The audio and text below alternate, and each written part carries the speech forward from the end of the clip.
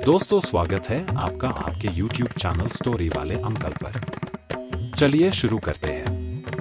दोस्तों क्या आप कभी वृंदावन गए हो? वृंदावन की गलियों में घूमे हो?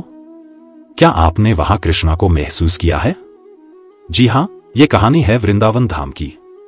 एक बार वृंदावन धाम में एक लड़की रात के 2 बजे अपने घर जा रही थी। रास्ता एकदम सुनसान था क्योंकि रात के 2 बजे थे तो उसे घर जाने का कोई साधन नहीं मिला। उसका घर सिर्फ 1 किलोमीटर की दूरी पर था तो उसने सोचा क्यों न पैदल चला जाए। घर की तरफ पैदल चलते ही उसे एहसास हुआ कि उसका कोई आदमी पीछा कर रहा है। ये देखकर वो घबरा गई और बहुत जल्दी जल्दी अपने घर को चलने लगी। जब वो फिर से पीछे मुड़ी तो उसने देखा कि वो आदमी उसके एकदम पास आ गया है। ये देखकर वह महिला बहुत डर गई और डर के कृष्ण और बलराम को याद करने लगी। कुछ देर बाद जब वो घर के एकदम पास पहुंच गई तो उसने पीछे मुड़ के देखा। ये क्या? वो आदमी अब उसका पीछा नहीं कर रहा था। ये देखकर उसने राहत की सांस ली और वो घर को चली गई। कहानी अभी खत्म नहीं होती है।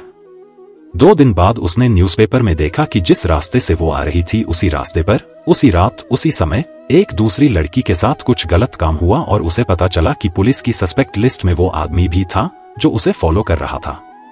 ये सुनकर वो शॉक रह गई।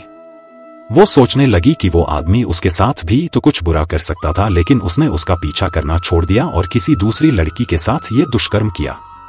जब पुलिस ने उसे उस आरोपी की पहचान करने के लिए पुलिस स्टेशन बुलाया तब उस लड़की ने उसकी पहचान करने के बाद उस आदमी से पूछा कि तुम मेरा पीछा कर रहे थे और अगर चाहते तो तुम मेरे साथ दुष्कर्म कर सकते थे, लेकिन तुमने ऐसा नहीं किया और किसी कारणवश मेरा पीछा करना छोड़ दिया और किसी और लड़की के साथ ऐसा किया।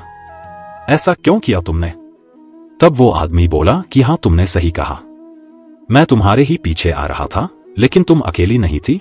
अगर अकेली होती तो मैं तुम्हारे साथ ही ये सब करता। ये सुनकर वो शॉक रह गई और बोली, क्या मैं अकेली नहीं थी? कौन था मेरे साथ?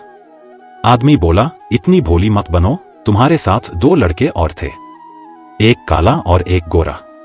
एक तुम्हारे लेफ्ट में था और एक तुम्हारे राइट में। जैसे ही उन्होंने मेरी तरफ देखा मैं वहां से डर के भाग गया। यह सुनने के बाद लड़की की आंखों से एकदम आंसू बहने लगे। उसके रोंगटे खड़े हो गए और वो समझ गई कि जब उसने कृष्ण और बलराम को अपनी सुरक्षा के लिए याद किया था तब कृष्ण और बलराम उसकी सुरक्षा के लिए उसके साथ चल रहे थे। उस लड़की को रोते हुए देख उस आदमी ने पूछा, क्या हुआ? तुम तो बच गई। तुम्हें तो खुश होना चाहिए ना, तो रो क्यों रही हो? लड़की ये सुनकर उसे बोली, तुम बहुत खुशनसीब हो कि तुम्हें वो दोनों लड़के देखने को मिले। और ये कहकर वो लड़की वहां से चली गई। ऐसी और पौराणिक कथाओं को सुनने के लिए कमेंट करें। जय श्री कृष्ण।